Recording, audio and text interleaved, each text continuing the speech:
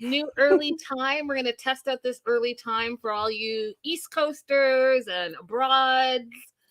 We're going to try out this time and see how that works for you so that, some of the West Coasters like myself have the early, late time, and then the East Coasters and abroad have flexibility too. So you guys, welcome to the Melanated Way. I'm Linda, and guess who's the special co-host for this show? April's in the house. Guys, new show, Match Me Abroad, and I'm finding it refreshing. I'm finding it just really, really sweet, covering topics that are very, very relatable. Someone that's older who's looking for love, someone who's on the spectrum looking for love, someone who's dealing with self-esteem and weight issues looking for love. I believe that there is an ASL person looking for love. So there's a bunch of different people, and I'm really here for it. I'm really here for it so far. Yeah, I'm so excited. Fresh. We look fresh, like not end of day. We look like very like midday fresh.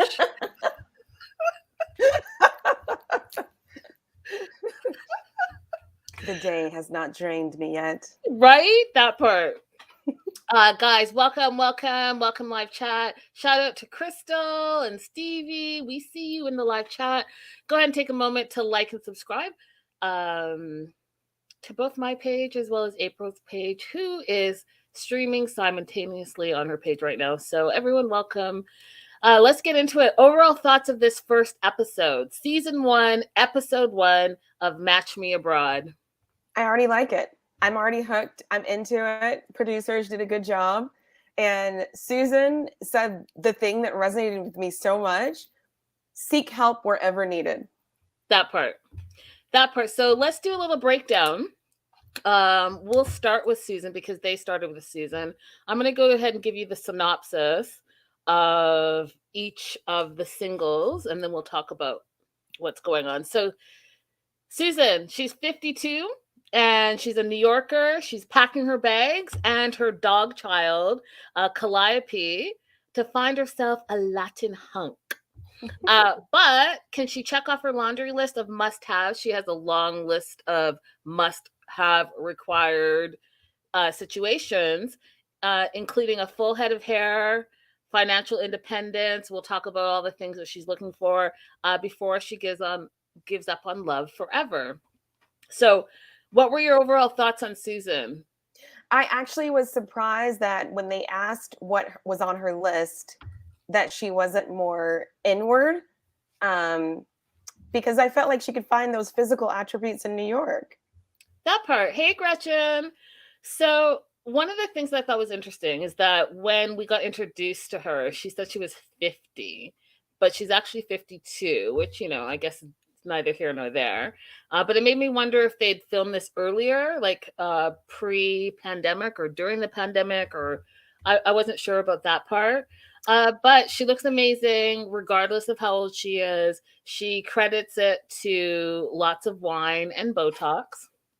And she works in the finance industry. She's a hedge fund person, so we know that she's financially stable. She got married at the young, ripe age of 23.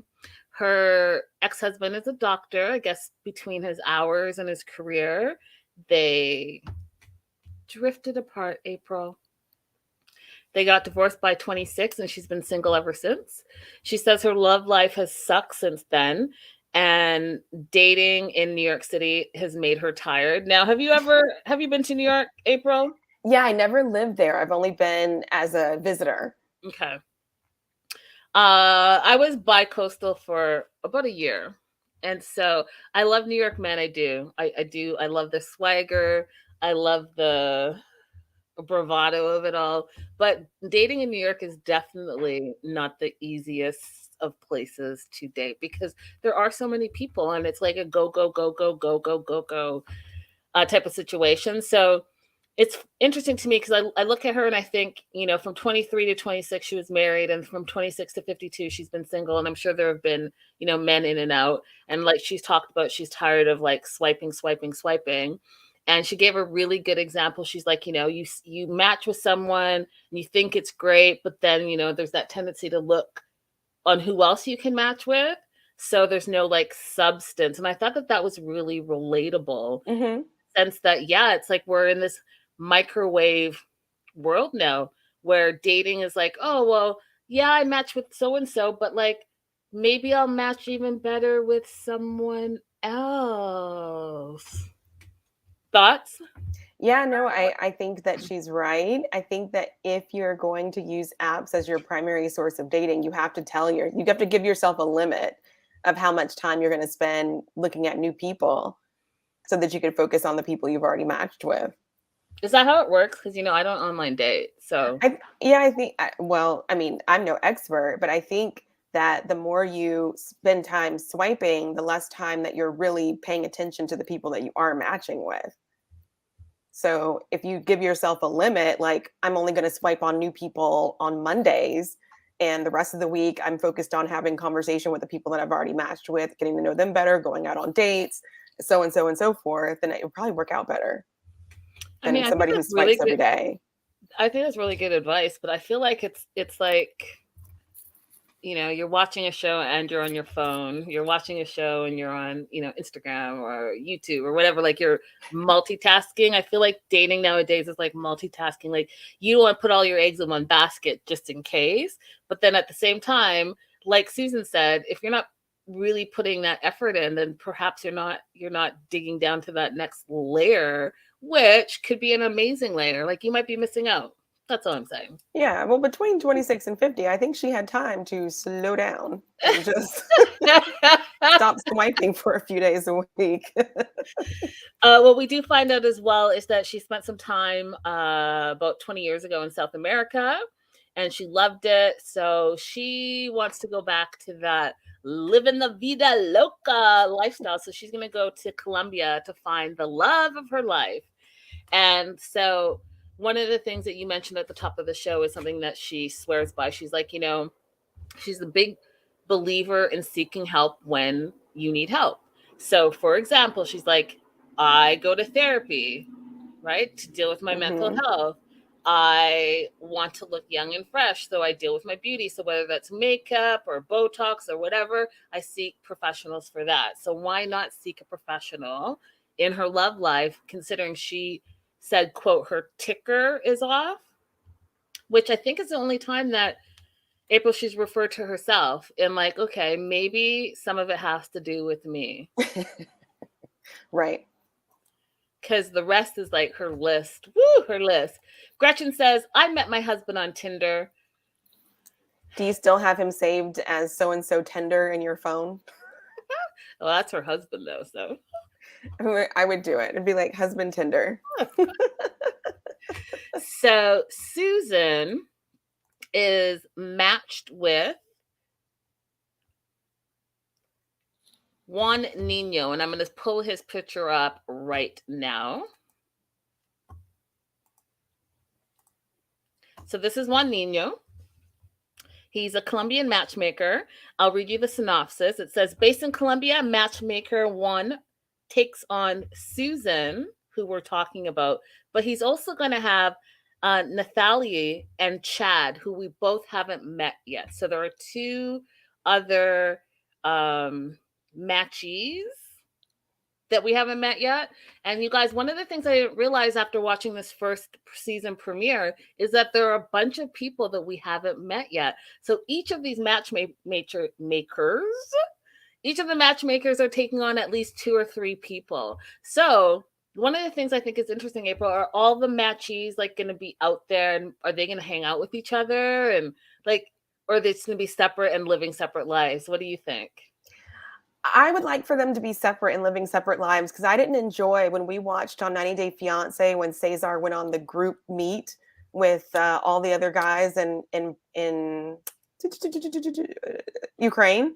Mm-hmm. I didn't like that format. Okay. I wouldn't mind if they like stayed at the same hotel or something, and like after they did their own thing, like they met up for drinks and like did a breakdown.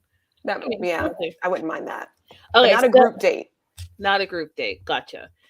So, and I don't think it can be a group date because with the matchmaker, they individualize it for you, do they not? Because I know with Caesars, it seemed more like a speed dating situation rather than an actual matchmaker. I mean, he called that woman a matchmaker, but he was put in a speed dating situation, so I don't really know. Yeah. Okay, so Juan Nino is based in Colombia. And like I said, he's taking on Susan, Nathalie, and Chad. He prides himself in blending cultures and coaching his clients to work on themselves to find their perfect match. So, one of the things we learn with Juan is that he's like, what do they need to work on? Which I think is a great question. Mm-hmm. He thinks that Susan is wounded and she has a lot of walls up, so it's going to be harder for her. And do you think that he said that because she's older and single, or what do you think? I think it must have been based on whatever answer she provided in this detailed questionnaire.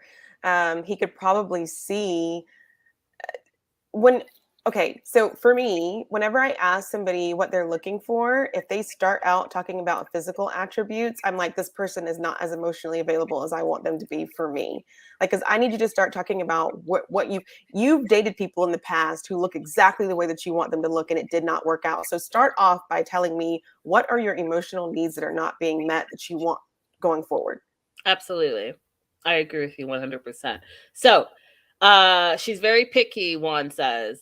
And so she has a lot of wants. Even her friend, I don't even think I wrote her friend's name down, but her friend is like, she has a list of like 200 things that she is requiring in a relationship. One of them is she has to have the person has to have a full set of hair. Is that how you say it? Yes. Has to be well traveled, share the same belief system as her, financially stable, and her list goes on. What are some of the things that you look for in a mate, April? So my very first question always is, what is something that used to be a closely held belief that you had that you have since changed your mind about, and why?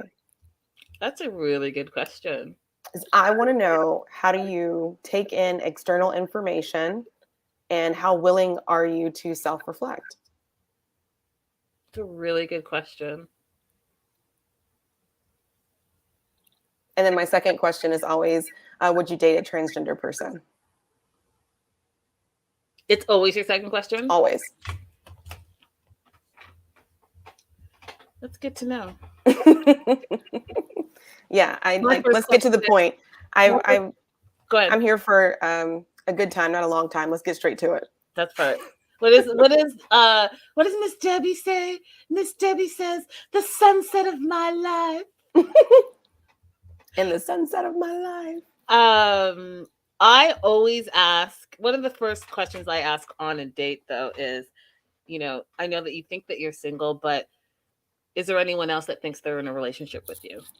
I think that's also very a good question. important question to ask, because oftentimes people are not very upfront with you. And so that's an important question. And then all the other questions that I tell you guys, I think is important as well is, are you guys in the same place at the same time? Like, are you looking for the same things? Are we wasting time when you're like, hey, I just want to go out for a good time, not a long time. I'm not looking for something long term. Maybe this person's looking to hook up and this person is not. Maybe this person wants kids. Maybe this person doesn't. Maybe this person is financially stable and the other person isn't. Maybe this person is a saver and the other person's a spender. Like, all the things are all the things that at some point, doesn't have to be the first date, but at some point you have to have that conversation. Do you agree? Agree. Okay, so those are the things that Juan will be dealing with Susan. And Susan acknowledges that her picker has been off, and so she's going to put all of her faith in Juan in finding her a significant other. During her travel day, I thought it was interesting that, I know that she's a fur mom, but I thought it was interesting that she was bringing her dog with her. What did you think about that, April? I think it's really limiting. I don't have a pet, so maybe I just can't relate. But how are you going to be able to date freely while you're down there and you have to take care of your dog as well? And then I just don't like people having their dogs on planes. Unless it's a service animal. I can't. I've had bad experience with people having their just pet dogs on the plane with us. Mm-hmm. Just they poop, they stink. Ugh.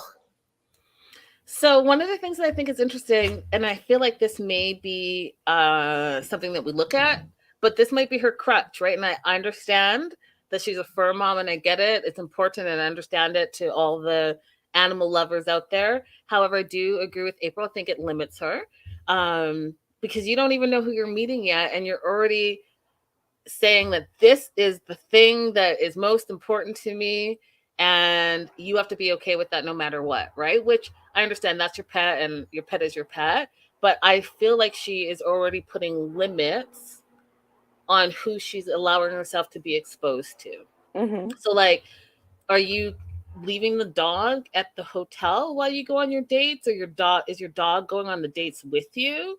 And like, if so, what does that look like? And so you plan the, like, I just, you know what I mean? I'm taking you out on a romantic date at this X and X restaurant. Oh, but I have to bring my dog. Did they It's like just, yeah. Have you ever had one of those dates that starts out being like maybe a brunch and then it rolls into an afternoon at the park and then rolls into like a dinner? And like, how are you going to be able to freely date and utilize all the time that you have in Colombia if you have to be like, oh, I got to go back to the hotel and take care of my dog? that part? And you're a hedge fund person. Go ahead and pamper your dog. If your dog's like your baby, there Exactly. are doggy daycares, doggy hotels, the whole 9 yards in New York City. Go ahead and let your dog have like a little vacay as well. Oh, and they'll send her pictures all day long, or she could just look on the camera, see what the dog is doing. They have those That really part. fancy ones. That part. I'm really shiny today. So she takes her dog with her. She lands in Medellin, and Juan Pablo, who is Juan Manuel's associate, picks her up. But I don't know about y'all, but I saw Juan Pablo looking a little like, oh, who's this? I was like, oh, is she already matched 5 seconds into this? Because she's doing a lot of like, oh, have you been here before? And I was like, oh, Juan Pablo is giving her the googly eyes. Did you notice See? that? I thought he was just being personable as part of his job of retrieving the clients. Oh, it was a little bit more than being personable, I thought. But I could But be wrong. my know when somebody's flirting with me is off, so I'm probably the one who's wrong. I'll say mine's not. Mine's not. I'm not very good at it, but I know when it's happening. So she talks about again how she hasn't been back to South America in like 20 years. So that is who she is, one of Juan's clients. And let's not forget, you guys, Juan is going to have, did I say one or two other clients? He is going to have two Nathalie, I think other, you yes, said. Two other. Natalie and Chad. And let me tell you something. I waited. I was going to put everyone up, but I'm going to wait for you guys to meet them so you guys can get your own like little impressions. But let me just give you a little hint about Chad and what Chad is going to be interesting to me, at least. Chad has had 3 failed engagements. Yikes. Okay. And he is looking for a Colombian princess. So I'm gonna guess he proposes really quickly. Yeah, I'm gonna guess that, and I'm also gonna guess that he doesn't have the follow through that he needs, and that's why the women leave him, or people leave him. I'm assuming they're women, but whatever. Mm-hmm. Okay, Harold. Oh, Harold. I'm gonna be super nice to Harold just because I really am rooting for him. I do think that he's taking things like, he just wants love, you know, April. He just wants to find love, and he has recently started to mature. So let me read you the synopsis for Harold first, and then we can go from there. What were your overall thoughts as I look for Harold? I think it's I'm really nervous for Harold. I want the best for him, but I'm so nervous because he's just now coming into his own with work, with living by himself, and now he's going to be traveling by himself. And I don't think that his matchmaker has a really firm grasp on what autism is, the way she talks to him. So I'm just worried about him. Same. And especially because she says that she's had autistic clients before. Yeah, And she so I was said like, that, but then she tried to tell a joke that was not going to land. no, it wasn't going to land, and he was going to take it seriously. So him and his rocks and 1,000 condoms are all going to be somewhere where they're not supposed to be.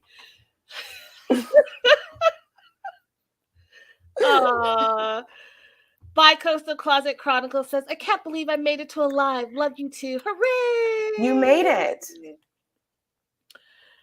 Oh, Harold. All right. Harold, this is the synopsis. Harold's 41, the self-proclaimed starving artist from New Mexico, is living on his own with a real job for the very first time. He's created the life he's always dreamed of, but he's missing someone to share his love and rock collection with. And I know that this is the second time we're mentioning the rock collection, but it is his prized possession besides some other prized possessions. So he's from Los Alamos, New Mexico. He really loves his suspenders, and he feels like he's a dreamer. He's been able to recently establish a group of friends. He's moved out for the first time at 41 to his own apartment. He's been living on his own for about 5 months, and he feels like the only thing that he's missing is true love. So we get to his apartment. He has several desks because each desk does its own thing, like a work desk, his art desk, etc. And he, up until recently, like I said, lived with his parents. And he talks about his background. So he was diagnosed years ago for being on the spectrum at age 8. And he was diagnosed with ADD without hyperactivity. And he's also autistic. I'm hoping I'm saying that right. I think, as far as I know, yeah. And so he is an artist, and he showed us his artwork. He's also an inventor, and showed us some of his, well, not in detail, but some of his inventions. And he has books and books of inventions. And in 2019, he realized, like, you know what? He's a starving artist, but he's not going to be able to live at home forever. So he went back to school, and now he's a radiation protection tech. And he loves rocks. He has a rock collection. I know this is the third time I'm saying rock collection because I have a feeling that this is going to be a big part of his whole storyline. He talks about how he has assets now, how he has a 401k now, and now he's ready to find love and get married immediately. Same. Same, Harold, same. Same, Harold, yeah. Same, Harold. And for him, dating has been painful. He feels like American women, they play too many games and they don't say what they mean or mean what they say. And so he wants to be able to date an Eastern European woman because he found or heard that they were blunt and they say what they want. And I feel like that has a lot to do with his autism. Any thoughts, April?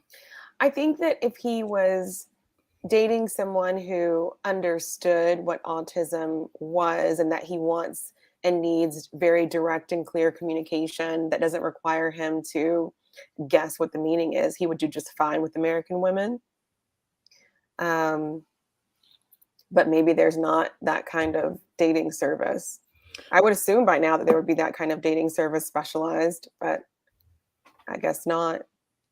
I wonder if there is. I also wonder how much he discloses immediately, right? Well, he said that he only recently stopped masking, so that might also be part of the issue. Yeah.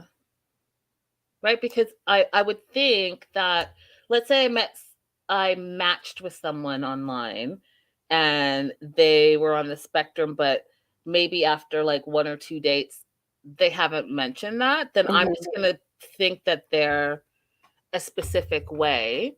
And if I don't know anything about autism or ADD, that person hasn't given me the opportunity to like research it and see if there's anything on my end that I could do to communicate to see if that there would be a fit, if that makes sense. Right. It does.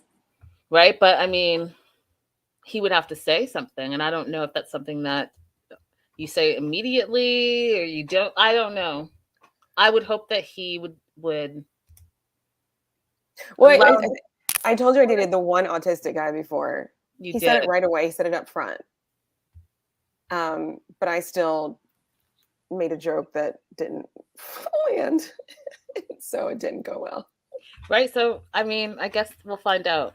So he is going to Prague. He wants to meet a Czech woman. And here's the thing also too. So Harold, love you, but I really also think that you are going to have some realistic expectations. And I'm hoping that Katrina, who's your matchmaker, is going to be a proper matchmaker for you, because there's a little bit of stereotyping going in there, Harold, and I don't know if that's your best foot forward. So he's going to Czech Republic because he heard that the Eastern European women are blunt, but also to you guys because he loves tall, sexy blondes.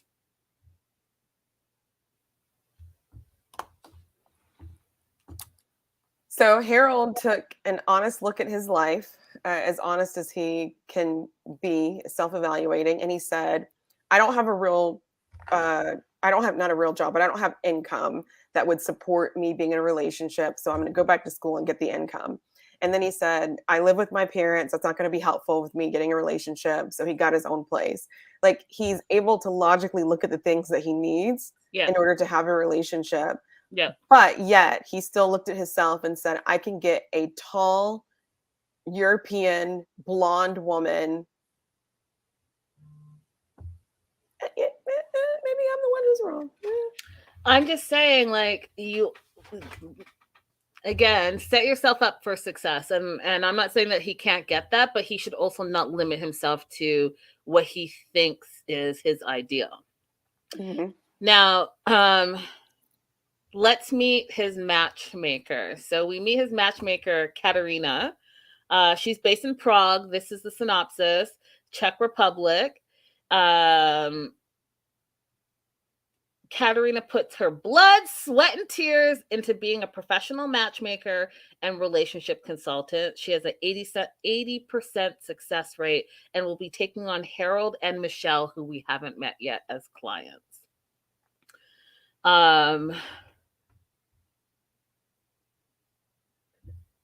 You guys, when you meet Michelle, her little breakdown is just like, whoa. Anyhow, is Michelle being matched with a man or a woman? a man. Okay. And I'm really excited about that because so far, like in the 90-day world, we have not met any Eastern European men. That's true. But she wants a specific type of man. I'll say it like that. Okay. Okay. But I don't, because I don't want to wreck it yet. I want to introduce as we meet. Okay, so Katerina. Yeah, Katerina, 80% success rate. She talks about how Harold is not the type of man most women would go for. He's very unique, she says, and very different. She also talks about how he's not a grown-up man yet, and he's looking for his mommy. So if she knows all of these things, then I just am curious who she is going to be setting him up with. Like, I don't know. I'm just gonna say, like, if she realizes that he is not mature enough and he's not grown up enough, and she knows that he barely made it out of his mama's house just 5-6 months ago, maybe you say to him, like, work on yourself a little bit longer, April. Or maybe she matches him with somebody who doesn't mind being a mommy / partner. Oh God, there are plenty of women who do that. They might not go into their relationship saying that's what they're going to do, but they do it. Oh, that sounds terrible. Shots fired. That sounds You, terrible. Maybe. no, I but didn't realize there are women that want to be men's mommies and their partners. That sounds we terrible for know me. these women and we love these women. Unfortunately, that's just the hand that got dealt to them. They are the same women who prepare every single meal. Yep, midwife K. You're right. Sorry, I did forget about them. Uh, Darcy and Stacy's guys on and Andre are from out there, Yeah, right? Up Andre there. is from Moldova. You're right. You know what? I wasn't even considering Moldova as like Eastern European. I was thinking of like the Czech Republic, like Serbia. Like I was thinking about that. But you're right, Moldova. Um, what was I? Oh, yes, yes, yes, yes. Yeah, there are plenty of women like their husbands don't do anything but play golf, and they're the ones they're taking care of the kids. They're making all of his doctor's appointments. They're making all the food. Like they're playing the mommy role, whether they admit it or not. Fair. One of the other things that Katerina says is that she thinks that Harold doesn't believe in himself, and so it's going to be challenging to set him up. And again, I just feel like if she is this blood, sweat, and tears, 80% success rate, works hard, I don't know. I'm hoping that she is looking at Harold in his totality, and is going to be able to be open and honest with him. And maybe it works right now, and maybe it doesn't, because he's gung ho. Like he thinks, like Caesar thought, he's going to go to the Czech Republic and in this one and only trip meet his future wife. Like that is what Harold thinks. Yeah.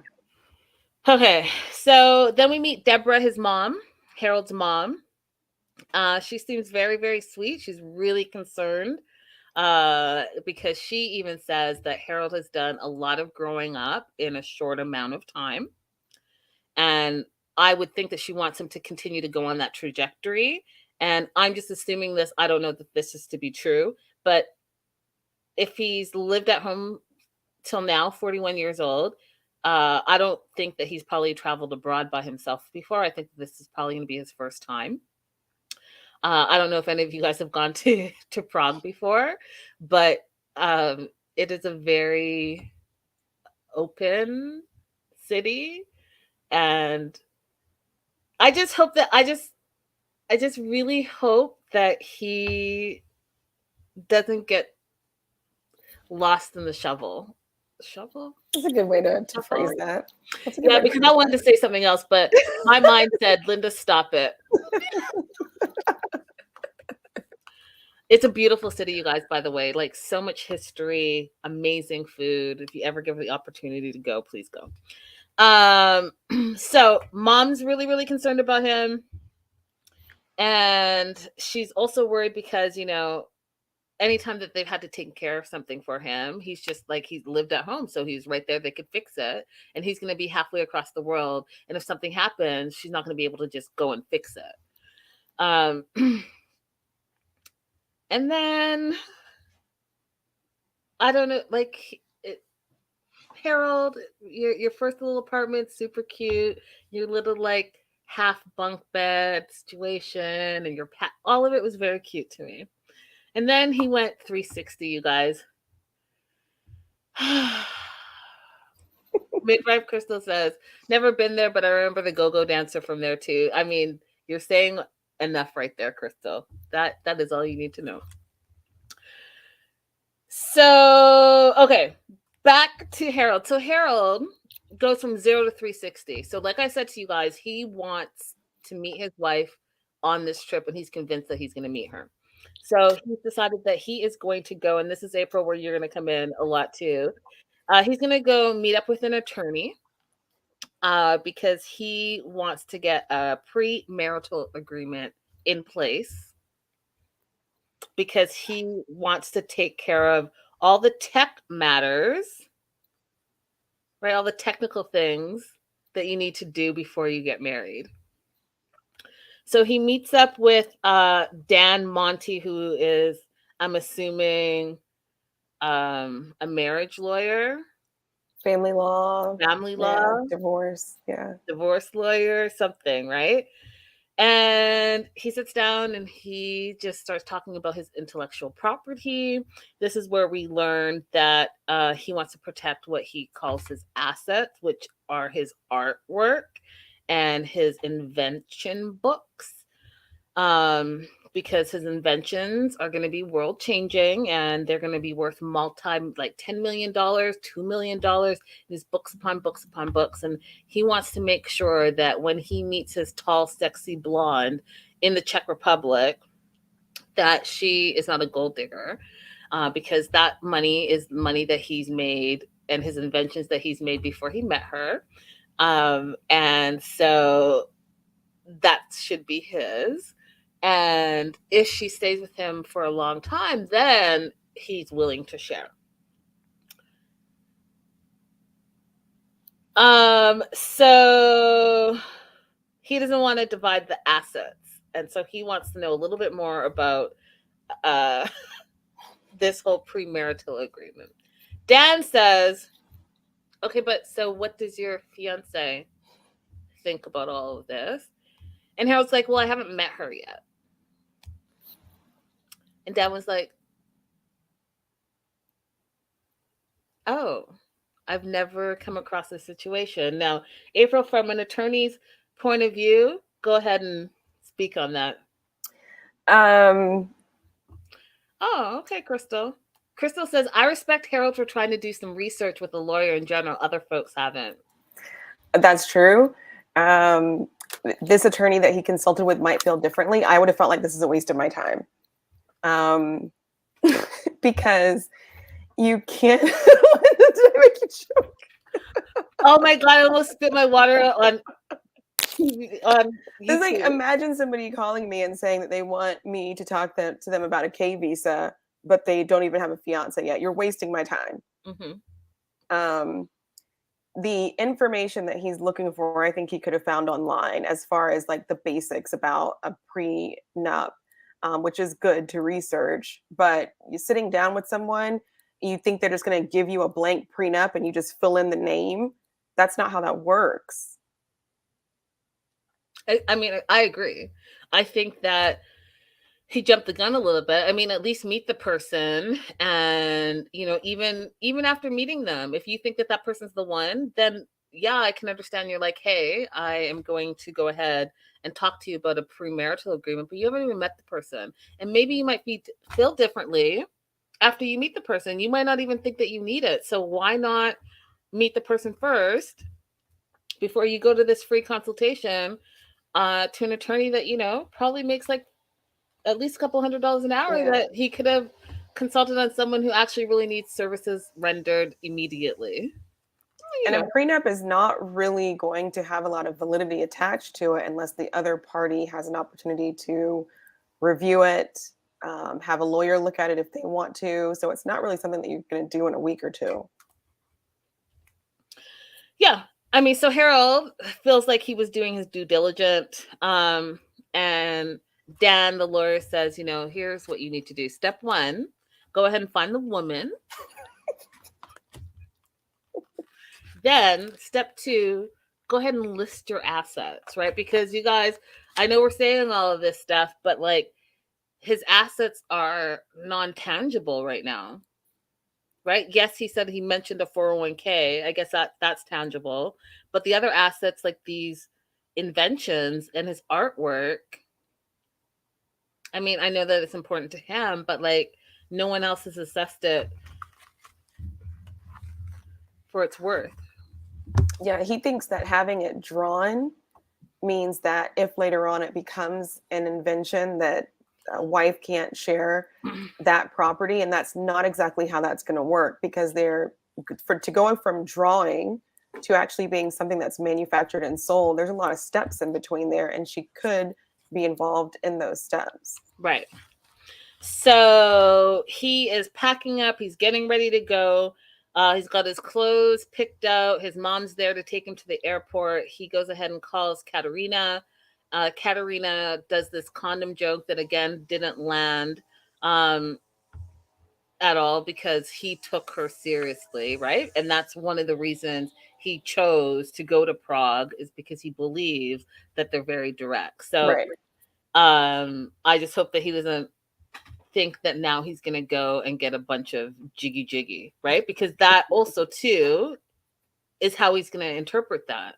Exactly. He's going to expect to be having a lot of sex because his matchmaker told him to bring a bunch of condoms. The other thing he wanted to do, he wanted to bring his rock collection and his invention books. And she had to remind him that, you are traveling and those things are heavy. So you might want to leave your rock collection at home. And we have rocks in Prague. You're missing the point. He's attached to his rocks. Right, which is what so here is where I'm a little frustrated already with her, because she took the time to mention that she has worked with autistic people before. So if you've worked with autistic people before, then I would think that your experience would, I don't know, make she would be better than that. Better than what's happening right now. But we'll see. One of the cuties that came out of this, and I'm just going to say it from the beginning, and I know you guys all love April, and April is going to give you the wisdom, but I'm going to give you what I think, because that's who I am. So, and I know you all will come for me, but I have grown a thick skin by now. I love this next girl, and I feel like she's very relatable. I think that she's relatable just from even a Black girl perspective, especially being a Black girl in California right now, where everything's supposed to be blonde hair, blue eyes, size 0. So she was just really relatable in a lot of ways to me. Not in all the ways, but in some of the ways. But like,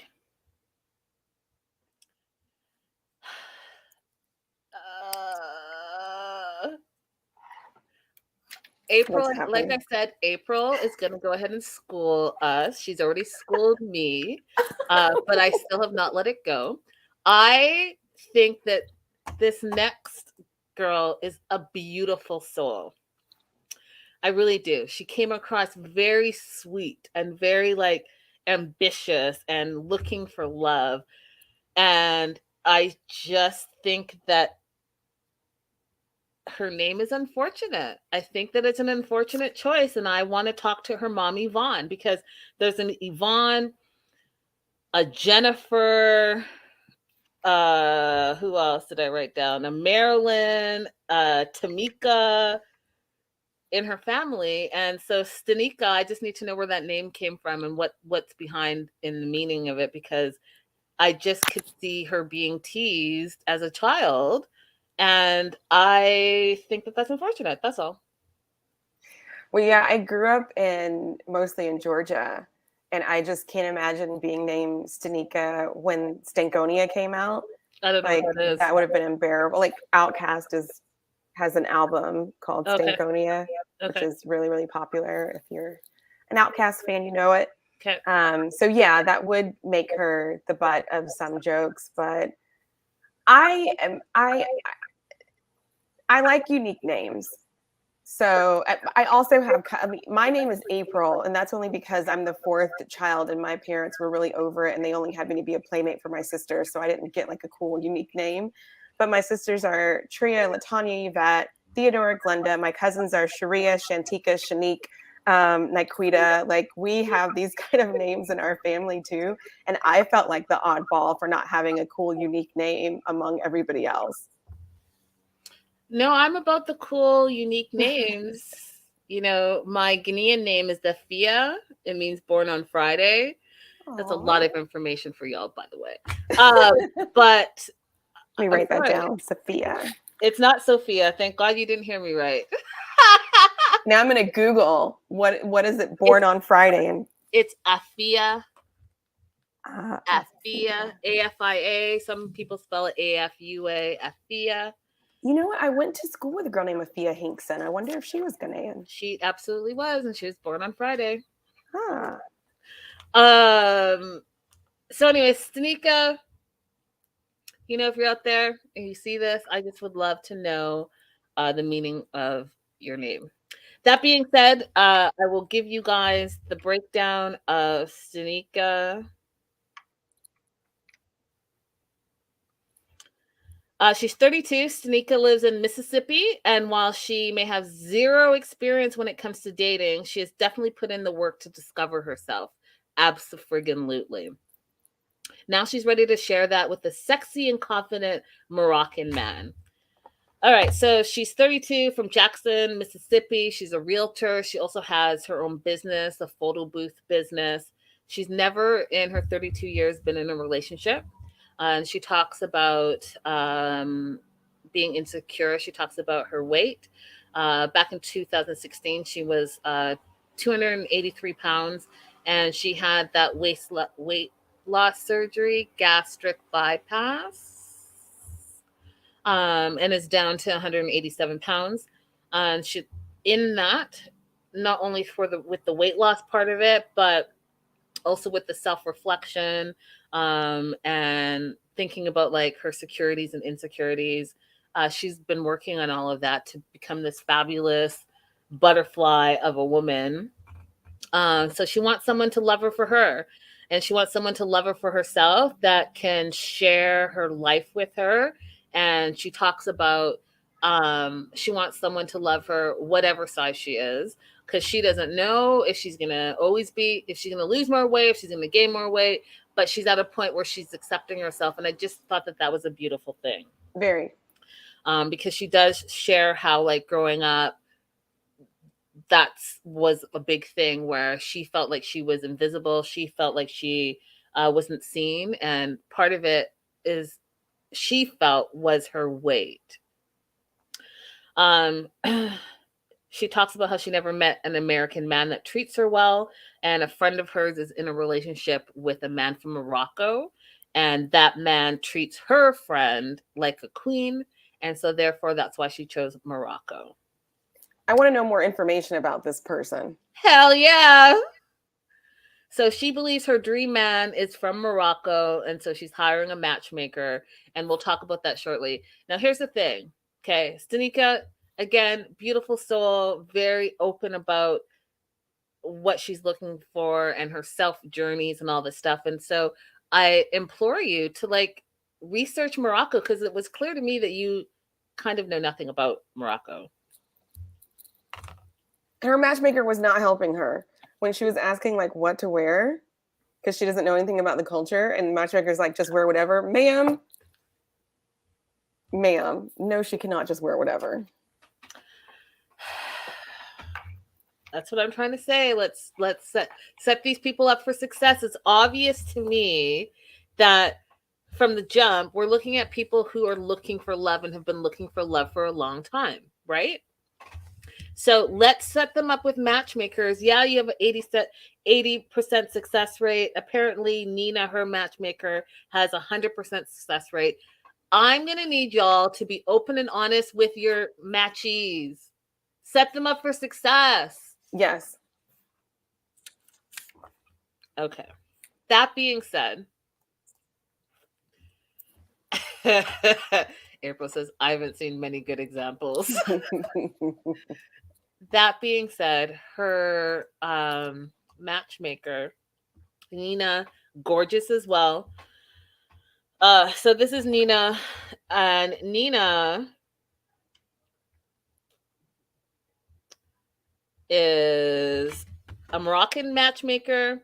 This is what it says. The synopsis says Moroccan matchmaker Nina will take on Stanika and Mark, who we haven't met yet, as her clients. She grew up in New Jersey as a Palestinian, so she's uniquely skilled for matching Arabs with Americans.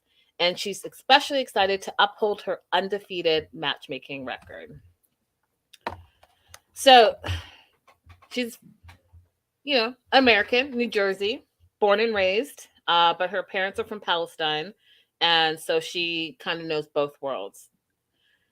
Perfect matchmaking record, Arabs and Americans. Now, my first question to you, April, is do you think that that is what Stanika is signing up for, that she specifically wants to meet an Arab man? I don't know that she really knows the difference. You know, in the conversation with the family, when they talked about different religion, different culture, she just kind of brushed it off like it's not a big deal. It is a big deal. It's a huge deal. And again, you guys, these are people that have not found, she's never had a relationship. I don't want her to go halfway across the world and be improperly matched and ill informed.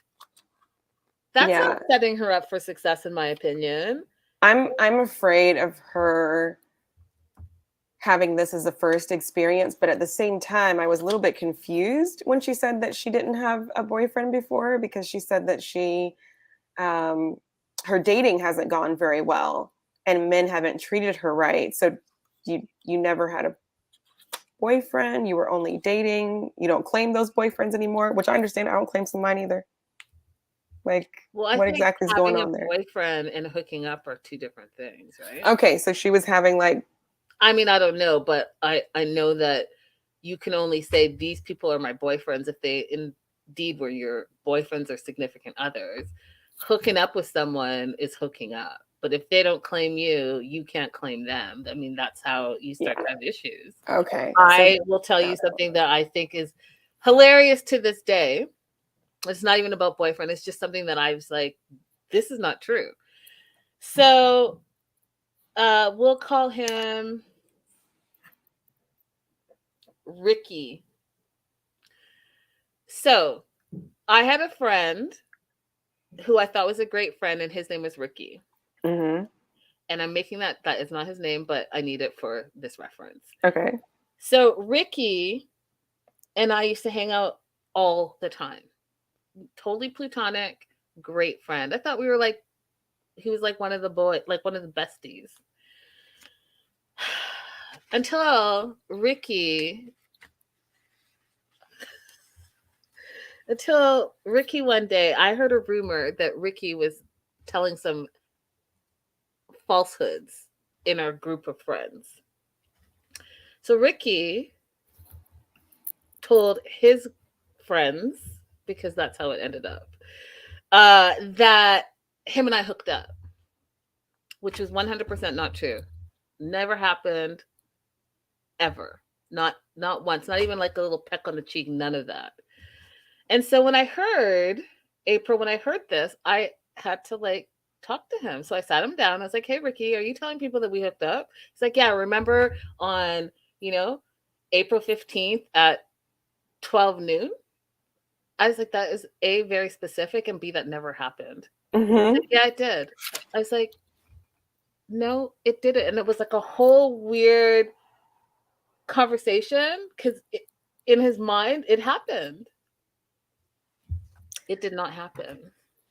And does he exhibit some problems today that I don't know. that We are was no the longer beginning? friends.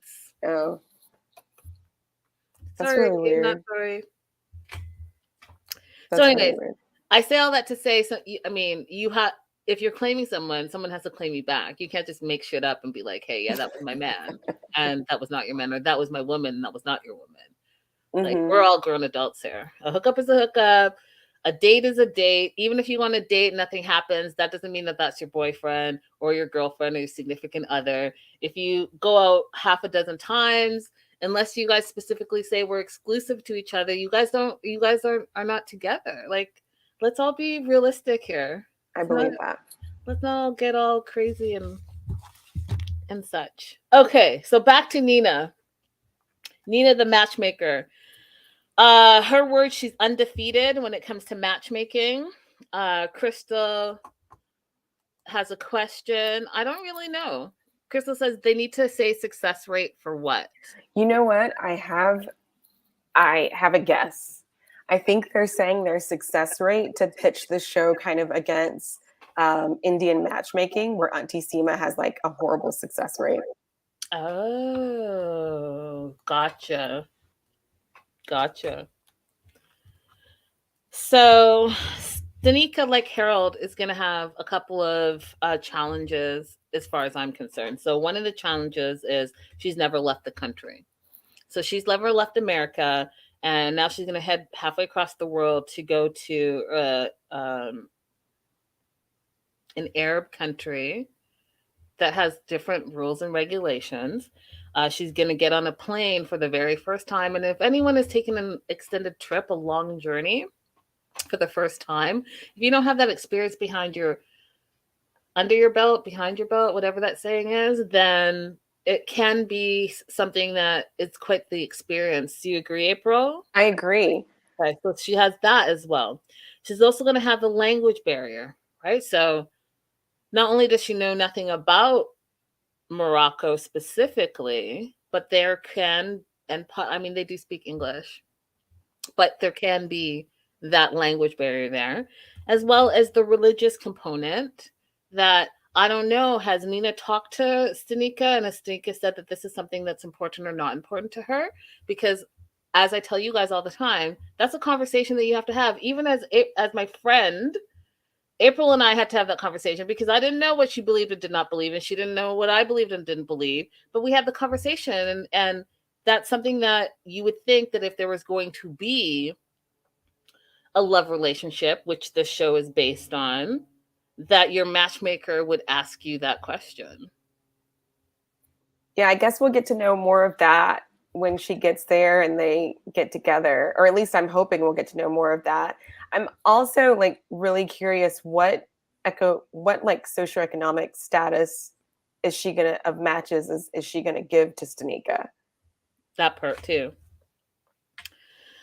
So Sneeka and her cousin Jen are shopping, and they're shopping for this trip.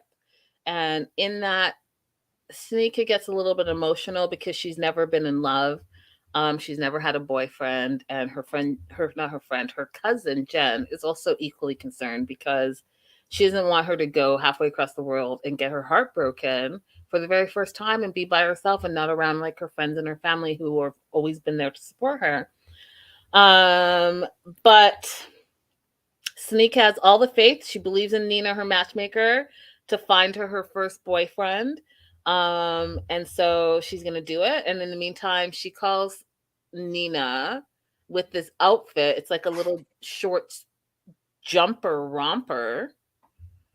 And says, she asked the question though, April. She does ask the question. She's like, hey, Nina, I don't know anything. And I'm paraphrasing. Hey, Nina, I don't know anything about Morocco. I've never been there. I've never left the country. I'm shopping for this trip. Is this outfit appropriate? And Nina says, don't worry about it. You can wear whatever you want.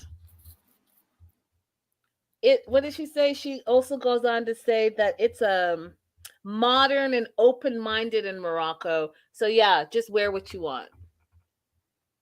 She must be in a different part of Morocco than I was in. Because this is how I dressed the whole time I was in Morocco. That's really very like everything covered up. I very rarely saw people's legs out. Very, very rarely. Everybody was very covered. I haven't been to Morocco, but I have been to Saudi Arabia, which is, predominantly Arab as well. And as a female and a tourist, I too was always covered up, like covered, like how Nicole complains about being covered out of respect. And also, listen, at least in Saudi, they will stop the male companion or figure that you're with and be like, what's happening here? What's happening here? Like, they will get in trouble for you. Now, I didn't have to wear a hijab, but yeah, like that romper with if you see what's happening with my shirt right here, that romper and this kind of neckline is not happening. No, like I think that when you go somewhere, you want to try and blend in as much as possible. You're going to stick out some. People are going to know that you're a foreigner, but don't call more attention to yourself, especially if you're American. Like, we're already too loud. And April is speaking for her American self. As she travels with the Canadian flag. I do. As soon as my plane lands, I'm like, Maple Leaf. Yeah, her and her friends, y'all. Her and her friends. April sent me a little something. I was like, oh. So all the things that I talked about, you actually do those things. Got it.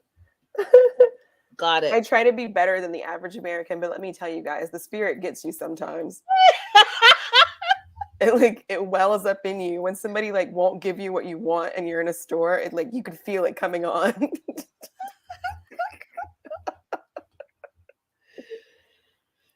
It's also Sneeka's birthday, and oh Lord. Sneeka is celebrating with her family. So she's with her mom Yvonne, her sisters Marilyn and Tamika. And was the man her dad?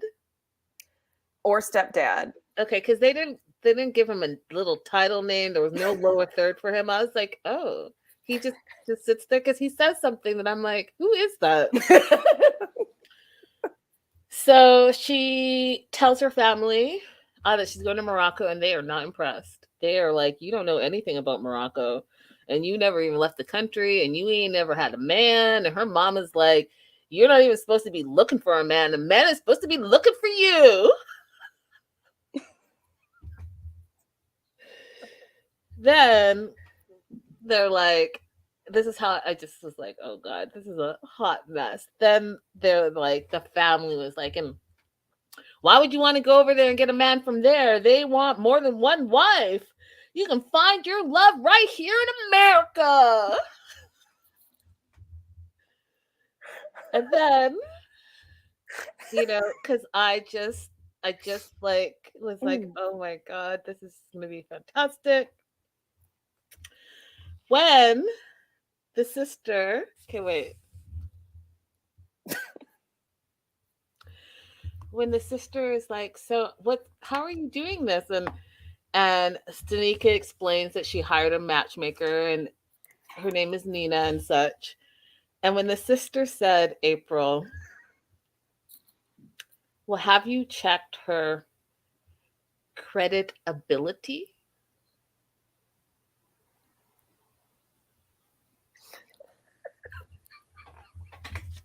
My note is just LOL. Like, I've died right now. Do you remember the video of the girl who was waiting for the bus and the bus never came? And she's like, I can't even say it. Enterologically, I've been waiting for the bus. Like, I'm gonna find it and send it to you when we get done. But like, she was doing a serious news report about how she'd been waiting for the bus and the bus wasn't reliable, and then she butchered this word she was using. I'm gonna send it to you. No, I butcher words all the time, and I butcher sayings all the time, but I butcher words that are actual words, not just like. Well, she started off wanting to say, have you checked her credentials? But somewhere along the line, she wanted to say, did you check her abilities? Credibility. Creditability. Your credentials and then ability. And then she made a mashup. That's an excellent way to put it. She made a mashup. Hashtag mashup. I was like, oh, this whole family is going to be great TV. Because they are just doing a whole lot. Yeah, I wish mom was going to Morocco with her. Yeah, because her mom with the facial expressions, her mom was like, I am not having any of this. Not any of it. So one of the reasons that I thought that it was only going to be the three of them is because of this poster, right? It shows the three main people that we meet in episode 1, season 1, and the three matchees. That's why I was surprised that there were like 4 other people, you guys, that we're going to be meeting. But my overall thoughts, I love it. I love it. I think it's entertaining. I think it's refreshing. I think that it's a great take. I hope they take the opportunity, April, to also, because apparently they're going to be spending like 3 weeks in this country of their choice. And I hope that we get to see the countries as well. We get to see some of the customs. We get to see, the culture. Right. I No. hope the dates are dates that explore the country. That Yeah. part, and are reflective of where they are. I don't want to just be in some random cafe with the one camera shot Mhm. on the two people talking about how different they are because they're from different places. Right. Like, give me a little more than that. So I'm hoping that they've had ample opportunity with all the multiple spin-offs to do a little tweaking. And they did some tweaking for 90 Day Fiance the other way, the tell-all, the way they tweaked that a little bit after all these years. So I'm going to go ahead and hope that they've gone ahead and tweaked the travel component of this. But I'm going to keep my expectations low. Hell yeah, I'm going to keep them low. But I was entertained for this episode. I was. I'm going to apply for this show. Do it. Do it. Do it. Midwife Crystal could go ahead and apply for this show as well. Midwife Crystal, what country are you going to choose when you apply? Well, I'll choose it for her. She can choose England. Oh, okay. Okay. You would like to go across the pond, dear. She likes to go across the pond. Mm-hmm. So yeah, maybe we'll start that little rumor. Crystal, Crystal, Crystal. Peer pressure, peer pressure. Right.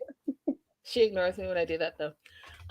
You guys, thank you so much for being here. Don't forget to like and subscribe the Melanated Way, as well as over on April's page at Holloway Legal PLLC. And we'll be doing this show at this time slot. She says, do it, April. And what are you going to say to her, April? Say it again. What are you going to say to Crystal? Crystal, let's do it together. Let's both side up. And but I'm not going to pick England though, so we'll just have to not England. I want to pick a country that is a place that I also would want to live at some point. Yeah, that's why we had this conversation yesterday, which, I had to sit with. But where would you go? My last trip to Colombia was really, really nice. I loved Cartagena. I could see living there. I loved where I used to live in Mexico and San Luis Potosí. I could see living there. But I also really loved Turkey. Okay. So I could see living there too. So maybe one of those countries, or Iceland. I like cold weather vacations now more than warm weather vacations. So I really loved being there. I don't know where I would choose. Just bring me a sexy accent and I'll go there. So German. I do love a British accent. I do love an Australian accent, but I also do love like an Afro Latino type of person. So I don't know. I'm all over the place. Well, that's good. You have an open mind. You're open to love. April would be great TV since she knows so much. It could go either way. It could be awesome or it could be horrible. I think April would be great TV. I think between, if you guys have been following our journey so far together in our co-hosting, we've learned a lot about April. I know a lot of you love her and I love her too, but when she throws out those golden nuggets, between the low-level scams and the fact that she said, go ahead and marry someone for a green card and go ahead and set your Tinder to what country you want to live. I mean, listen, I am learning a whole lot. A whole lot. It's a mutual scam, Midwife K, a mutual scam. But we all get what we want. That's what I want. I feel like every relationship. She did not say mutual originally. You go and watch the show because I wrote it down. Y'all know I love my notes. She said low level. But what was that? Yeah, no, at that time it was, some low level scams going on, some low stakes scamming. But listen, I think all parties were satisfied. Listen, everyone came in knowing what they wanted. Yeah. And they were everyone was enlightened by the situation. Agreed. So there you go.